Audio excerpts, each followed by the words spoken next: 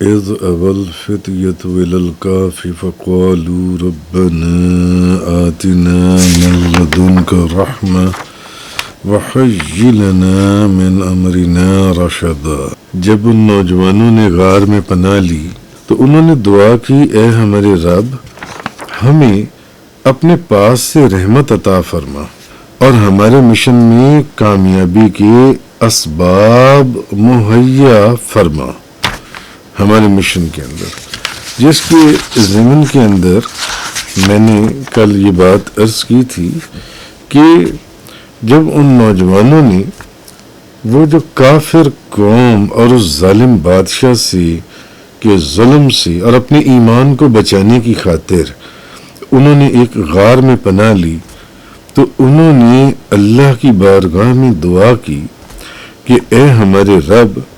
ہمیں اپنے پاس سے رحمت عطا فرما، ہمیں ہدایت کا راستہ عطا فرما، ہمیں ہدایت عطا فرما، ہم پر اپنی رحمت کو نازل فرما اور ہمیں رزق عطا فرما اور ہمیں فتح اور کامیابی عطا فرما، کیونکہ اس ظالم بادشاہ سے اپنے ایمان کو سلامت رکھنے کی خاطر اس کے ظلم سے بچنے کے لیے ہمیں رزق عطا فرما، ہمیں مغفرت عطا فرما اور دشمنوں سے امن عطا فرما، تاکہ یہ ہمارے ایمان کو ضائع نہ کر سکیں، ہمیں کوئی نقصان نہ پہنچا سکیں۔ تو ہمارے لیے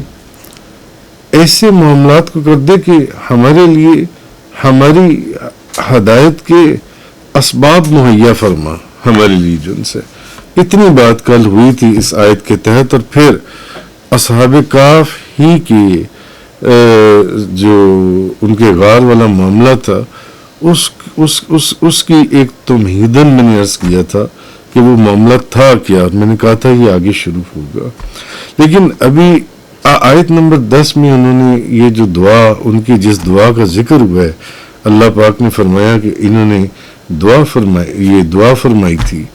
تو وہ دعا کا میں نے آپ کے سامنے کل ذکر کیا تھا۔ اب یہ جو دعا ہے، مفسرین نے لکھا ہے کہ اس دعا کا ایک مطلب تو یہ ہے کہ یا اللہ ہمیں اپنی رحمت کے خزانوں میں سے عطا فرما، ہمیں اپنا فضل عطا فرما، ہم پر اپنا احسان فرما، ہم پر اپنی نعمتیں عطا فرما، ہم پر اپنی برکتیں عطا فرما، ہم پر اپنی جو تیری رحمتوں کی بارش ہے وہ ہم پر عطا فرما۔ تو ہمیں اپنی بارگاہ سے ہدایت کا راستہ عطا فرما۔ معلوم ہوا ان چیزوں کی دعا مانگنا یہ اولیاء کرام کی سنت ہے۔ جو بندہ یہ دعا مانگے، یا اللہ میرا ایمان سلامت فرما، یا اللہ ہدایت کے راستوں کے اسباب مہیا فرما کہ بس ہم ہدایت ہی کے راستوں پر چلتے چلے جائیں، یا اللہ ہم پر اپنا فضل فرما، اپنی نعمتیں فرما، اپنی رحمت فرما۔ یہ اولیاء کا طریقہ ہے، بلکہ اولیاء بنی اسرائیل کا طریقہ ہے۔ وہ یہ دعا مانگتے تھے کہ ہم پر اپنی رحمت، یا اللہ ہمیں دشمنوں سے محفوظ فرما۔ یہ بھی اولیاء کرام کا طریقہ ہے، ہمیں دشمنوں سے محفوظ فرما۔ اور جو حق کے راستے کے اندر جب آپ اللہ اور اس کے رسول کے احکامات کو پورا کرنے کی خاطر حق کے راستے کے اوپر آپ چلتے ہیں، تو یا اللہ پھر اس راستے میں جو تکلیفیں آتی ہیں، جو مصیبتیں آتی ہیں، اس کے اوپر ہمیں صبر کرنے کی طاقت عطا فرما، اس کے اوپر صبر کرنے کی ہمیں طاقت عطا فرما۔ یا اللہ پھر ہمیں اس کی بھی طاقت عطا فرما، اس کے بھی اسباب مہیا فرما اور ہمیں رزق عطا فرما، اور ایسے اسباب یا اللہ عطا فرما جن کی وجہ سے ہمارا ہدایت پر قائم رہنا آسان ہو جائے، کیونکہ اس راستے میں بہت تکلیفیں، بہت مصیبتیں، کہ ہم تو آزماتے ہیں تمہیں، آزماتے ہیں تو کبھی کسی چیز سے، کبھی کسی چیز سے، کبھی کسی چیز سے ہم تمہیں آزماتے ہیں، تو یا اللہ اس آزمائش کے راستوں کو ہمارے لیے آسان فرما، ان آزمائش کے راستوں کو ہمارے لیے سہل فرما کہ یا اللہ ہم کہیں ڈگمگا نہ جائیں ان راستوں پہ سے، ان راستوں کو آسان فرما، اس لیے ہم پر ہمیں صبر کرنے کی طاقت عطا فرما۔ یہ طاقت بھی تو نے عطا فرمانی ہے صبر کرنے کی، یا اللہ ہمیں صبر کرنے کی طاقت عطا فرما، تاکہ جو تیرا ہدایت کا راستہ ہے، جو تیرا راستہ ہے، جو ہمیں تجھ تک پہنچا دے، جو تیرے رسول کا راستہ ہے، تیرے نبیوں کا راستہ ہے، یا اللہ اس راستے کو طے کرنا ہمارے لیے آسان فرما۔ اور یہ تبھی ہوگا جب تو ہم پر اپنی رحمت فرمائے گا، یہ تبھی ہوگا جب تو ہم پر اپنا فضل فرمائے گا، یہ تبھی ہوگا جب تو ہمیں اس چیز کی نعمت عطا فرمائے گا، یہ تبھی ہوگا جب تو ہمیں اس چیز کی توفیق عطا فرمائے گا، یہ تبھی ہوگا جب ان راستوں کی مصیبتوں اور تکلیفوں کے اوپر صبر کرنے کی طاقت عطا فرمائے گا، اور پھر وہ اسباب مہیا فرمائے گا جن اسباب کے اوپر، جن راستوں کے اوپر چل کر ہم ہدایت کے اوپر ہم مضبوطی سے جم سکتے ہیں۔ تو یا اللہ یہ چیزیں ہمیں عطا فرما۔ تو اس دعا کا کل ذکر ہوا تھا اصحاب کہف کے ذکر کے اندر، اس دعا کا کل ذکر ہوا تھا۔ اب اس دعا کا کل جو ذکر ضمنی طور پر ہوا، آج اس کا ذکر میں نے آپ کے سامنے وضاحتاً اور صراحتاً میں نے اس دعا کا ذکر کر دیا کہ اصل میں اس دعا کے معنی کیا تھے۔ انہوں نے وہ جو اولیاء کرام تھے، انہوں نے جو قرآن کہہ رہا ہے کہ انہوں نے یہ دعا کی، تو انہوں نے یہ دعا کیوں کی تھی، کس وجہ سے انہوں نے یہ دعا کی تھی؟ اس کا مطلب ہے کہ یہ اولیاء کرام کا طریقہ ہے، نیک لوگوں کا طریقہ ہے کہ راہ راست حق کے راستے کے پر قائم رہنے کے لیے، دشمنوں سے محفوظ رہنے کے لیے پھر وہ دعا کرتے ہیں کہ اس راستے میں جو دشمن ہمارے سامنے آئیں گے، یا اللہ ہمیں ان دشمنوں سے محفوظ فرما، اور اس راستے میں جو تکلیفیں آئیں گی، اور وہ دیکھ لیں کیسی تکلیفیں آئیں، کیونکہ وہ جو دقیانوس بادشاہ تھا وہ کرتا کیا تھا کہ وہ اس راستے پر چلنے والوں کو قتل کر دیتا تھا۔ اب اس سے اپنی جان کو حفاظت محفوظ کر کے، جان بچا کر کہ ایمان سلامت رہے ہمارا، وہ وہاں سے دوڑے اور وہاں سے نکلے جان سے۔ تو ان سب چیزوں کی دعا کرنا یہ اولیاء کرام کی سنت ہے، جس کی آج میں نے تفصیل آپ کے سامنے بیان کی ہے، تفصیل سے جو ان سے۔ اچھا، اب اسی چیز سے، کیونکہ اب کل یہ بات وضاحت کے ساتھ بیان ہوئی تھی کہ پھر انہوں نے ایک پہاڑ جو افسس کے علاقے میں تھا، اس پہاڑ کے اندر انہوں نے ایک غار کے اندر پناہ لی، اور پھر اس غار کو اسی ظالم بادشاہ نے بند کروا دیا تاکہ یہ یہیں پر مر جائیں اور یہی ان کی قبر بن جائے۔ یہ کیونکہ یہ ایمان نہیں لائے اور یہ ایک خدا کو پوچھتے ہیں اور ایک خدا کی عبادت کرتے ہیں جو ان سے بتوں کو نہیں پوچھتے، تو اب وہ ایک غار میں جا کے جو ان سے بند ہو گئے، یعنی وہ گوشہ نشین ہو گئے۔ آپ یہ سمجھ لیں، گوشہ نشین ہو گئے، وہ تنہائی نشین ہو گئے، وہ تنہائی میں چلے گئے، دنیا سے کٹ گئے، شہر کو چھوڑ دیا، گھر، ماں باپ، بہن بھائی، دوست، رشتہ دار، ہمسائے، جس شہر میں زندگی ساری گزاری تھی اس کو چھوڑ دی، اور ایک غار کے اندر وہ بند ہو گئے، تنہائی کے اندر، گوشہ نشینی کے اندر۔ تو کہنے کا مقصد یہ ہے کہ اب مفسرین نے اس کی بھی ایک ڈیٹیل لکھی ہے۔ مفسرین کا کہنا ہے کہ اس آیت کی وضاحت کے اندر کہ جب آبادی میں رہتے ہوئے، آبادی کے اندر دین کے جو احکام ہیں، اللہ اور اس کے رسول کے جو احکامات ہیں، ان کے اوپر عمل کرنا مشکل ہو جائے، جیسے کہ ان اولیاء کرام کو مشکل ہو گیا دین کے اوپر قائم رہنا، مواحد رہنا، ان کے لیے مشکل ہو گیا کہ ان لوگوں کو قتل کر دیا جاتا تھا، مشکل ہو گیا۔ تو پھر ایسے وقت کے اندر اسلام ہمیں اجازت دیتا ہے کہ اپنے دین کو بچانے کے لیے اپنے اہل و عیال، اپنے رشتہ داروں، دوستوں، اور اپنے مال اور اپنے دولت اور اپنے وطن کو چھوڑ کر کسی محفوظ علاقے یا جنگلوں یا غاروں کی طرف نکل جانا جائز ہے۔ ایسے وقت میں جب اپنا ایمان سلامت رکھنا مشکل ہو جائے، اپنا ایمان بچانا مشکل ہو جائے، ایسے حالات پیدا ہو جائیں جیسے کہ کل تفصیل سے گزرا، ایسے حالات پیدا ہو جائیں کہ آپ کو اپنا ایمان سلامت رکھنا اب مشکل ہے، اور آپ اپنے ایمان کو اور آپ جو قرآن اور حدیث کے احکامات اب آپ ان کے اوپر آپ کے لیے مشکل ہے جو ان سے، جیسا کہ بعض اوقات ایک وقت رشیا میں تھا، ایک وقت چائنا میں تھا کہ جو بندہ نماز پڑھتا تھا اس کو گولی مار دیتے تھے، جو بندہ کسی بھی دین کی پیروی کرتا تھا اس کو حکم تھا کہ فوراً سے پہلے گولی مار دو، اس کو ختم کر دو بندے کو جو ان سے۔ تو ایسے وقت میں جب کہ ایمان بچانا ایسا انوائرمنٹ بن جائے وہاں پر جو ان سے کہ آپ کو اپنا ایمان بچانا مشکل ہو جائے، تو پھر ایسے وقت میں اپنا وطن چھوڑ دینا،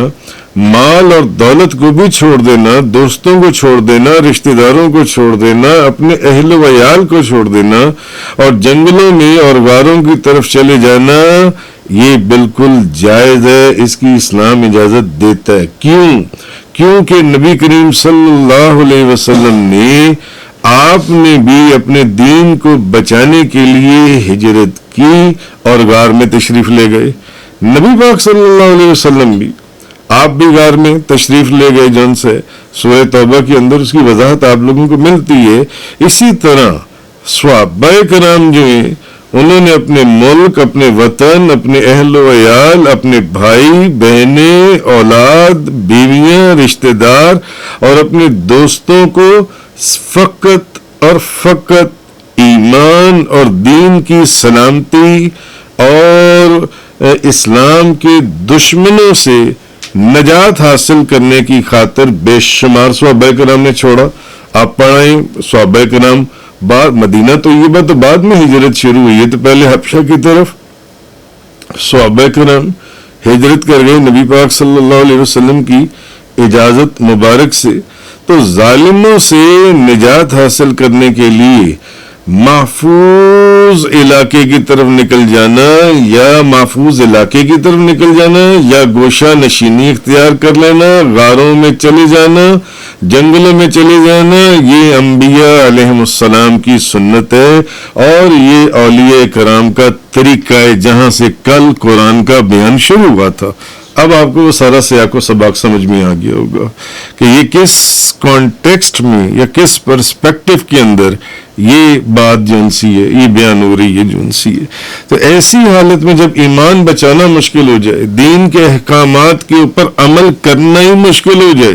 جیسے کہ میں نے آپ کو کچھ ملکوں کی مثال دی کہ وہاں پر ایک وقت تھا کہ جس وقت وہاں پر صرف اسلام نہیں بلکہ کسی بھی مذہب کے جو پیروکار ہیں ان کو عبادت کرتے ہوئے حکم تھا کہ گولی مار دو، ان کو ختم کر دو،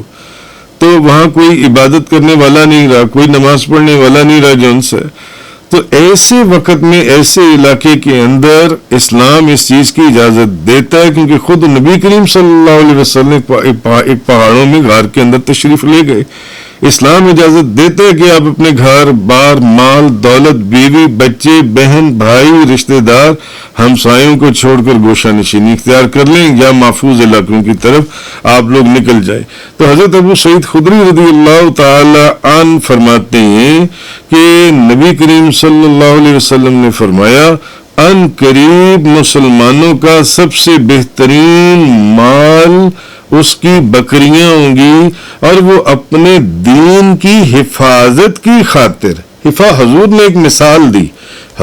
ایک مثال دی، بخاری شریف، ابن ماجہ شریف، سنن ابو داؤد شریف، موطا امام مالک شریف، ان کتابوں کے اندر یہ حدیث آئی کہ آپ فرماتے ہیں کہ نبی پاک صلی اللہ علیہ وسلم نے فرمایا،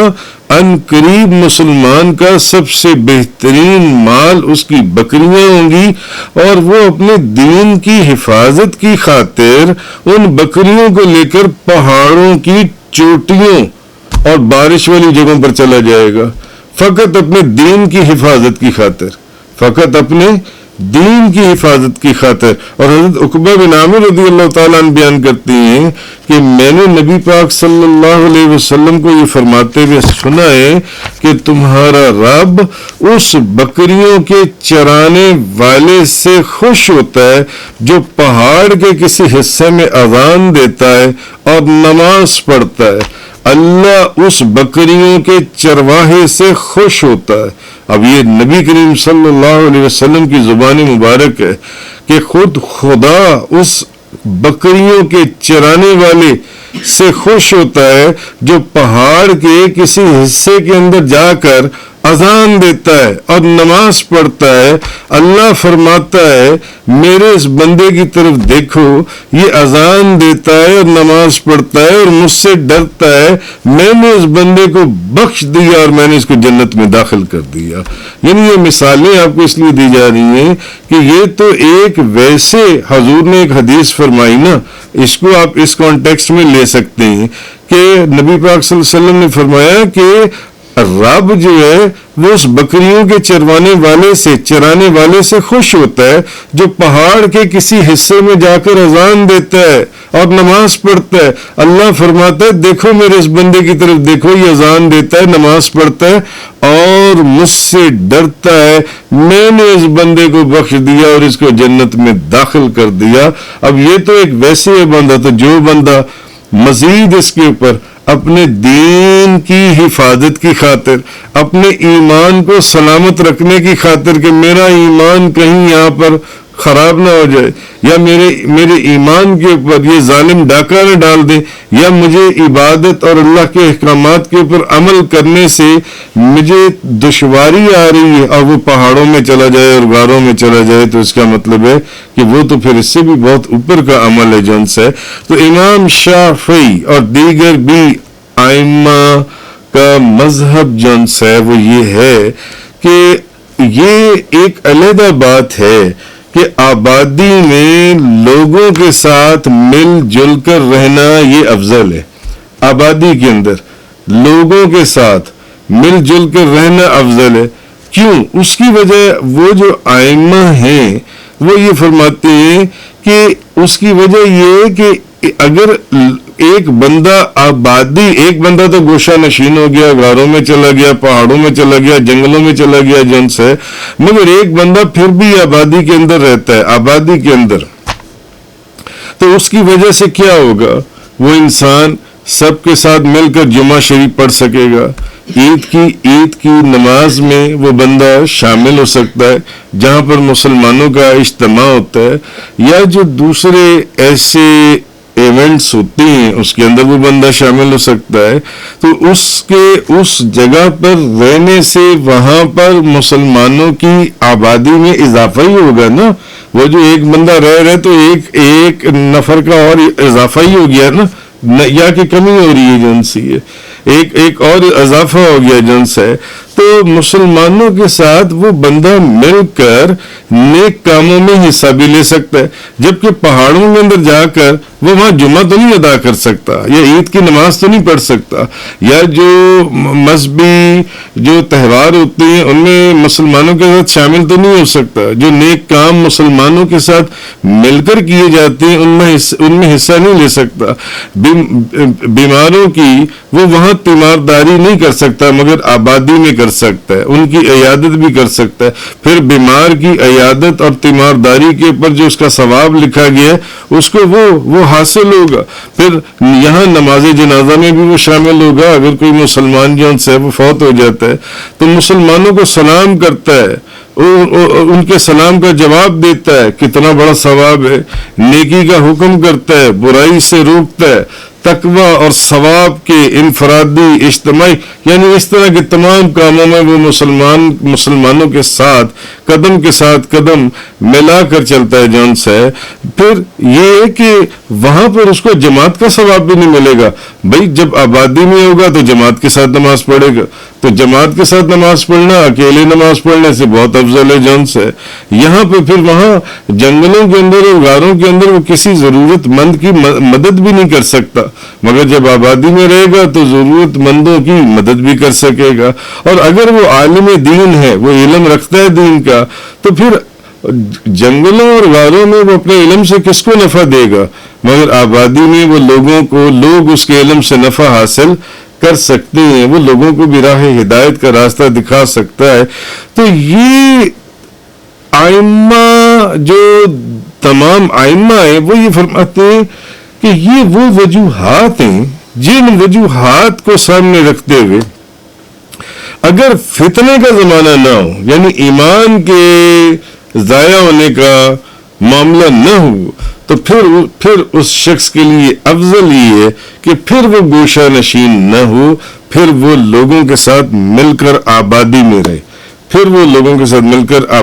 رہے، لیکن پھر بھی بعض علماء نے یہ کہا ہے کہ جب فتنے کا زمانہ نہ ہو پھر بھی وہ کہتے ہیں کہ نہیں، گوشہ اور تنہائی جون سے اس میں رہنا یہ زیادہ افضل ہے۔ بعض علماء نے یہ کہا ہے کہ یہ پھر بھی افضل ہے کیونکہ اس میں سلامتی کی زیادہ گنجائش ہے، بشرطے مگر اس میں بھی وہ شرط یہ رکھتی ہے کہ اس کو اپنی عبادات کا اور جو قرآن اور حدیث کے احکامات ہیں ان کا سارا علم ہونا چاہیے کہ مجھ پر کیا چیزیں فرض کی گئی ہیں، کیا چیزیں واجب کی گئی ہیں، کیا چیزیں سنت مؤکد ہیں، کیا چیزیں سنت ہیں۔ تو بعض علماء نے یہ کہا ہے کہ یہ جو عزلت نشینی ہے یہ شر اور اصحاب شر سے واجب ہے، نہ کہ پوری آبادی سے۔ انہوں نے کہا کہ یہ ان لوگوں سے جو شر پہنچانے والے ہیں یا نقصان پہنچانے والے ہیں ان سے واجب ہے، نہ کہ باقی آبادی سے جون سا ہے۔ تو انسان آبادی میں لوگوں کے ساتھ مل جل کر رہے گا، اور جو لوگ بدکار ہیں ان سے اپنے دل اور اپنے عمل کو علیحدہ رکھے، باقی اس سے جو ساتھ آبادی میں رہنے والے لوگ ہیں ان کے جنازے میں شرک کرے، ان کے ساتھ نماز پڑھے، ان کے ساتھ نیک کاموں میں جائے، ان کو نیکی کا حکم کرے، برائی سے روکے، یہ ساری چیزیں اس کو آبادی میں حاصل ہوں گی۔ جمعہ ہو گیا، عید کی نماز ہو گئی، بے شمار چیزیں یہ صرف اس کو وہاں پر حاصل ہوں گی، ورنہ اس کو حاصل نہیں ہوں گی۔ اچھا، نبی کریم صلی اللہ، اب ایک حدیث اور بھی ہے، نبی پاک صلی اللہ علیہ وسلم کے صحابہ کرام میں سے کسی نے حضور سے پوچھا کہ نبی پاک سے ایک کسی صحابی نے پوچھا، نبی کریم صلی اللہ علیہ وسلم نے فرمایا کہ مسلمان جب لوگوں سے مل جل کر رہے مسلمان، اب ایک چیز یہ ہے کہ جب وہ ایک تو ہے گوشہ نشینی، جنگلوں میں چلا جائے یا غاروں میں چلا جائے، ایک ہے کہ وہ شخص لوگوں سے مل جل کر رہتا ہے، اور ان کی ظاہر ہے جہاں اچھے لوگ ہوتے ہیں برے لوگ بھی ہوتے ہیں، خاصوں کے ساتھ عام بھی ہوتے ہیں، جہاں لوگ خوشی دینے والے ہوتے ہیں وہاں تکلیف دینے والے بھی ہوتے ہیں۔ اچھا، نبی پاک صلی اللہ علیہ وسلم نے فرمایا، حضور نے فرمایا، مسلمان جب لوگوں سے مل جل کر رہے اور ان کی تکلیفوں پر صبر کرے تو وہ اس مسلمان سے بہتر ہے جو لوگوں سے مل جل کر نہیں رہتا اور ان کی تکلیفوں پر صبر نہیں کرتا۔ اب آپ کو دونوں حدیثیں پیرالل ایک دوسرے کے سامنے کھڑی ہوئی نظر آئیں گی کہ ایک طرف تو نبی کریم صلی اللہ علیہ وسلم اس کے فضائل بیان کر رہے ہیں کہ جو بندہ گوشہ نشینی اختیار کر لے، پہاڑوں پر چلا جائے، وہاں جا کر اذان دے، نماز پڑھے، اس کے متعلق تو اتنی بڑی مغفرت اور جنت کی خوشخبری حضور نے سنا دی کہ اللہ پاک اس کے لیے یہ فرماتا ہے۔ مگر دوسری طرف اب اس حدیث میں جان سا یہ بھی ترمذی شریف مسند امام احمد بن حنبل کی حدیث ہے، اور ان کی ایذاؤں پر صبر کرے، آبادی میں رہتے ہوئے نہ جائے باہر، نہ جنگلوں اور غاروں میں جائے، تو وہ اس مسلمان سے بہتر ہے جو لوگوں سے مل کر نہیں رہتا اور ان کی ایذا، ظاہر ہے جو غار میں چلا گیا اس کو کسی نے تکلیف ہی نہیں دینی، اب جب اس کو کوئی تکلیف ہی نہیں پہنچنی، اس نے تکلیف کے اوپر صبر ہی نہیں کرنا، تو جو صبر کا اجر قرآن میں جگہ جگہ بیان ہوا ہے وہ اس اجر سے فارغ رہ جائے گا، وہ اجر اس کو نہیں مل سکے گا، کیونکہ وہ اجر تو صبر کرنے والوں کے لیے دین کے راستے پر اسپیشلی قرآن بھرا پڑا ہے۔ دین کے راستے پر چلنے والوں کے اوپر جتنی تکلیفیں، جتنی ایذائیں، جتنی مصیبتیں، جتنی آزمائشیں، جتنے تانے دین کے اوپر چلنے والوں کے لیے، اتنے تانے، اتنی یہ چیزیں آج کسی بندے کو آپ کہیں کہ داڑھی شریف رکھ لو اور وہ بندہ داڑھی شریف رکھ لے، دیکھیں اس کے خاندان کے اندر اس کو کس طرح تانے، آج کے ماحول کی بات کر رہا ہوں، آج کے وقت کی، وہ کیسے کیسے تانے اس کو دینا شروع کر دیں گے. جیسے وہ نبی کریم صلی اللہ علیہ وسلم کی سنت کے مطابق داڑھی شریف رکھے گا، اس کو تانے شروع ہو جائیں گے، باتیں کسنا شروع کر دیں گے طرح طرح دین کے راستے. یہ تو میں آپ کو ایک مثال دے رہا ہوں، اس کی سینکڑوں مثالیں ہیں. دین کے راستے پر چلنے والوں کے لیے تانے اور تکلیفیں اور ایذائیں اور مصیبتیں اور آزمائشیں یہ ان کو آتی ہیں. تو اگر وہ غار میں جا کے بیٹھ جائے گا، تو پھر جنگلوں میں جا کے چلے جائے گا، تو پھر جو آبادی کے اندر اس کو لوگوں کی تکلیفیں اور ایذائیں اور وہ جو مصیبتیں آتی ہیں ان کو جب وہ برداشت ہی نہیں کرے گا اور ان پر صبر ہی نہیں کرے گا، تو وہ جو قرآن میں جگہ جگہ ان صبر کرنے والوں کا جو اجر بیان ہوا ہے وہ تو پھر اس اجر سے فارغ رہ جائے گا، اس کو وہ اجر نہیں ملے گا جو ان سے. تو بہرحال نبی کریم صلی اللہ علیہ وسلم کہ نبی پاک صلی اللہ علیہ وسلم نے فرمایا مسلمان جب لوگوں سے مل جل کر رہے، ان کی ایذاؤں پر صبر کرے، تو وہ اس مسلمان سے بہتر ہے جو لوگوں سے مل جل کر نہیں رہتا اور ان کی ایذاؤں پر صبر نہیں کرتا.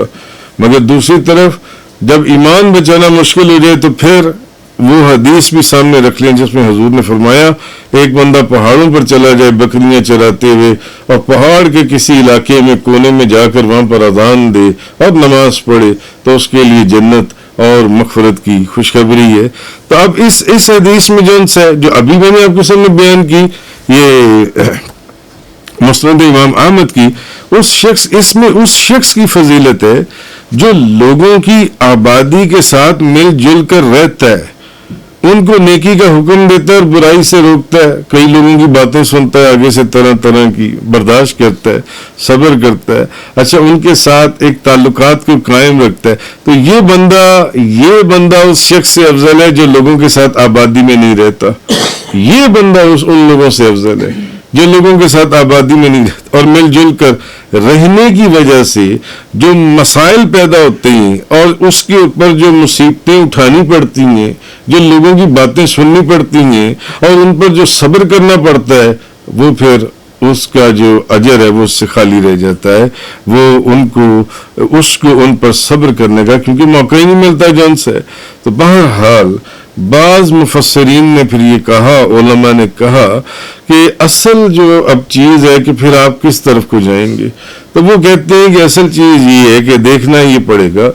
بعض لوگوں کو اس چیز پر طاقت دی جاتی ہے کہ وہ جنگلوں میں جا کے رہ سکیں، پہاڑوں میں جا کر رہ سکیں، غاروں میں رہ سکیں، اور یہ سب سے افضل ہے. پہاڑوں میں، جنگلوں میں، غاروں میں ان کا کہنا ہے کہ یہ سب سے افضل ہے. کیوں؟ یہ وہ چیز ہے جس کو اللہ نے نبی کریم صلی اللہ علیہ وسلم کے لیے آپ کی نبوت کی ابتدا میں ہی پسند فرما لیا تھا. آپ کی نبوت کی ابتدا میں عزلت نشینی،